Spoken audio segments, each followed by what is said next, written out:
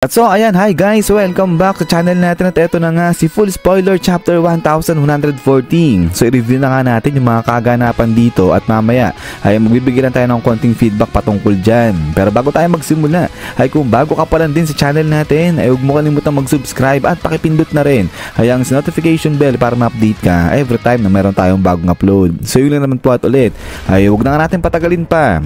Simulan na natin yan at dito nga magsisimula sa pagpapatuloy ng laban ni Gaban at saka nito ni Luffy para sa susi ni Prince Loki. At dito ay makikita na etong si Gaban, pinaulanan niya ng pagkarami-raming slashes etong si Luffy, pero etong si Luffy ay iniilagan lang din etong mga slashes na to.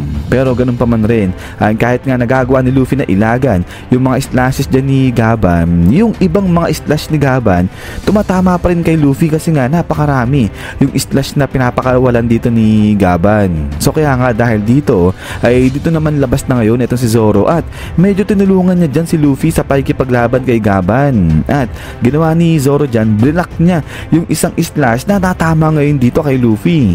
So ngayon makikita nga raw dito sa laban na etong si Gaban ay kontrolado niya etong laban nila Luffy dyan. So kaya nga dahil dito na-frustrate si Luffy at ngayon nag-transform siya sa kanyang Gear 5 na. So ginamit niya na etong si Nika form niya. At bukod pa nga rito ay etong si Zoro tutulong na nga rin, lalaban na nga rin siya pati dito kay Gaban. So etong dalawa na, si Captain saka si Vice Captain na yung lalaban para nga dyan kay Gaban.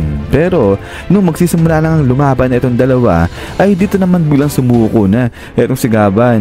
So hindi natin alam kung bakit sumuko etong si Gaban dyan sa dalawa. Pero dito ay pagkatapos nga sumuko ni Gaban ay biglang talo naman yan dito na sa side naman nila Gunko sa isang forest dyan sa may Elbaf. Dahil etong si Gunko gumawa siya ng isang napakalaking magic circle na tinatawag na Abyss. At after nga nito ay dito na lumabas ngayon etong dalawang Holy Knights. So hindi isa yung Holy Knights na lumabas kundi dalawa. So yung isa rito ay eto nga yung itsura niya, isang malaking mama na may beard at meron nga siyang sunglasses dyan o nakasalamin siya. At ang pangalan niya ay Saint Summers. So itong si Saint Summers ay nanggaling yan dito naman sa pamilya o sa angka nito ni Saint Jupiter, yung isa sa mga 5 elders natin. Habang yung isa namang Holy Knight na dumating dito ay nagangalan na Saint Gillingham. At itong si Saint Gillingham, nagmula naman siya sa pamilya ng Lemotive.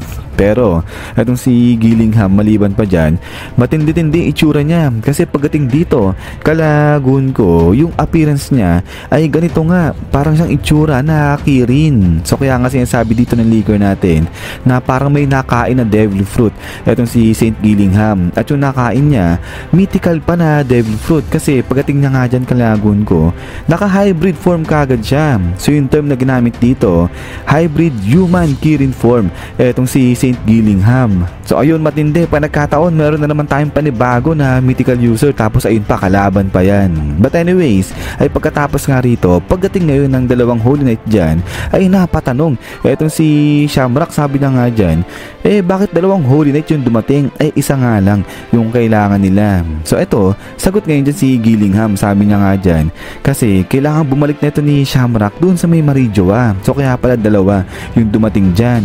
At so now, pagkatapos nga nito ay sa bandang dulo ng chapter natin ay makikita na etong si Shamrock, sinabi niya na okay, sige, ngayon magkakaroon sila ng laro dyan sa may Elbaf. So yun, nakuha pong maglaro nito ni Shamrock dyan sa may Elbaf, pero hindi pa nababanggit rito kung anong klaseng laro itong sinasabi dyan ni Shamrock. Pero ayun, bago tayo matapos ay i-review lang natin ng konti.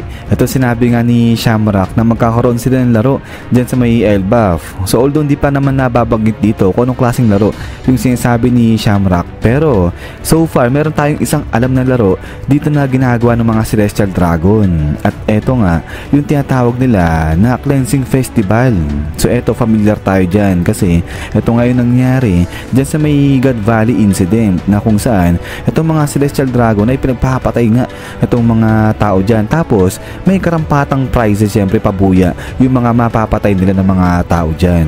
At usually etong Cleansing Festival na to ay ginagawa yan ng mga Celestial Dragon isang beses sa 3 taon. At yung lugar na pinipili nila kung saan nila idadaos itong festival na to, usually dun yan sa mga bansa na kung saan hindi affiliated ng government. So ibig sabihin, hindi sila connected sa world government, which is kung iisipin ngayon ay parang eksaktong-eksakto yan dito sa bansa ng Elbaf. Kasi diba itong bansa ng Elbaf, hindi rin yan associated sa world government. So kaya nga, eto sila Shamrock nire-recruit si Prince Loki na maging miyembro siya ng Holy Knights. Nang sa ganon, ay kapag naging kasama na nila si Prince Loki sa pagiging Holy Knight, etong bansa ng Elbaf, magiging associated na rin siya dyan sa world government. Pero yun nga lang, ay na-reject nga sila ni Prince Loki. So kaya nga ngayon, etong si Shamrock sinabi niya, nakikidnapin nila yung mga bata dyan sa Elbaf. So kaya nga, kung ganyan yung sinasabi ni Shamrock, nakikidnapin nila yung mga bata dyan sa Elbaf, tapos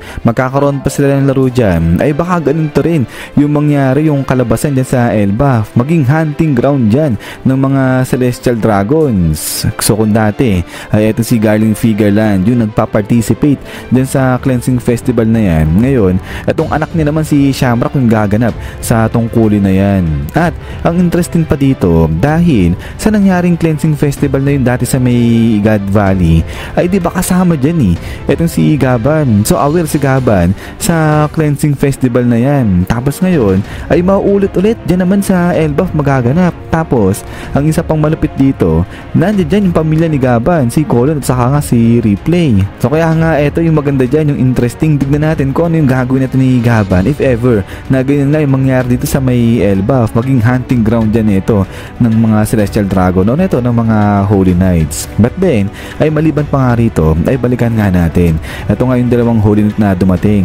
Particularly, ito nga si Saint Gillingham. Kasi diba yung sa hint, ay yung pinakita nga, itong Kirin. Tapos, sinasabi natin dyan na itong Kirin na to, kasi nga mukhang dragon, ay si Dragon, si Monkey the Dragon, yung lalabas. Pero yun nga, walang Monkey the Dragon na nabanggit dito sa spoiler natin. At instead, ay itong isa sa mga Holy Knight, yung tinutukoy pala nito ng Kirin na to. So ayun, dali tayo sa mga nanghula o sa mga nagsasabi na si Monkey the Dragon yung pinapatukuyan ng Kirin na to. Ayan, ay sorry guys, mali tayo lahat dyan. But anyways, ay siguro nga sa mga susunod na video natin ay tignan natin kung ano yung ability ng Kirin na to, nang malaman natin kung ano ba yung mga possible na pwede maging kapangyarihan at saka lakas ng Holy Knight na nga na to ni Saint Gillingham. Pero ayun, ay medyo napapaisip lang ako dito kasi di ba sinasabi nga nung leaker natin na parang nakakain nga ng Devil Fruit itong si Gillingham, tapos yung nakain niya ay Mythical Devil Fruit pa. So ngayon, kung Mythical Devil Fruit yung nakain niya, ibig sabihin malakas itong si Gillingham, tapos kasama pa siya dyan sa grupo nga ng Holy Knights. So ngayon ang tanong ay ganong kalakas kaya si Shamrock, kasi diba siya yung pinakapinuno ng mga Holy Knights na nga na to. So kung yung isa sa kanila rito ay meron ng kapangyarihan o nagtataglay nga ng ability ng isang Mythical Devil Fruit user, ay paano pa itong si Shamrock? So ano kaya yung ability na tinatago nung mama na nga na yun? Para siya yung gawing pinuno dito nga sa malalakas na tao na to dyan sa Holy Knights. But then, ay pagkatapos nga niyan, is yan guys. So hanggang dito lang etong si spoiler natin chapter 1114. So ayan, ay paglabas naman guys, etong si full summary na ni chapter 1114 ay ipapresent ko na lang kagad sa inyo yan. So yun guys, ay kung meron kayong mga comments o mga violent reaction patungkol nga rito sa spoiler natin, ay pwede nyo i-comment nyo dyan sa baba. So yun lang naman at ulit guys, ay maraming salamat sa panonood dito kay One Piece natin. So lagi mag-ingat, God bless inyo lahat at kita-kits tayo ulit.